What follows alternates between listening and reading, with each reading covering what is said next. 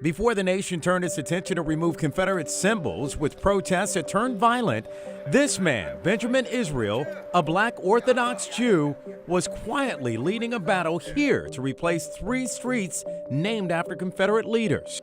We have a concept known as Tikkun Olam, which means we have a responsibility to make the world a better place. Israel says a friend asked him to take on the issue since he served on the city's African American Advisory Council. But some within the council dismissed the so-called problem Israel brought to their attention. Said, are you crazy? We don't have time for this kind of nonsense. You know, we got more important things to do. So he decided to take his fight before the city commission, and that went on for 3 years. It took a while to get their attention because they were not concerned. And when the new mayor came, and he being the mayor, that changed the situation, it changed the dynamics. But finally, they started to hear the soft-spoken New York native who now calls South Florida home.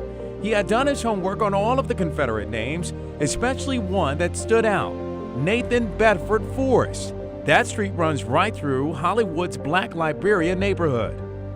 He ultimately became the founder of the KKK, and he also was the first Grand Wizard. As a black man, it was particularly hurtful, being that here you could have a street running through the middle of the black community named after the founder of the KKK, whose purpose it was to destroy, to frighten, and to chase away black people. Word of Israel's campaign spread to other activists, including Black Lives Matter.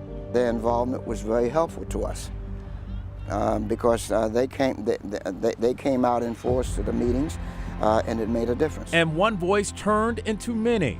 In August of last year, the commission voted 5-1 to change the street names because, according to Israel, city leaders looked beyond race and did the right thing. Do the right thing, not because you are white, not because you are black, but because you have a moral obligation. Israel's hard work earned him an honor from Black Lives Matter that called him a community hero. It was after the meeting at the city commission. A special but humble honor for the man surrounded by his books with a love and passion for history. And no French, English, or American. Israel's advice for the next generation of black leaders who want to change may surprise some. We got to stop blaming the white man. When we come together and do what we need to do for ourselves, everything else will fall into place.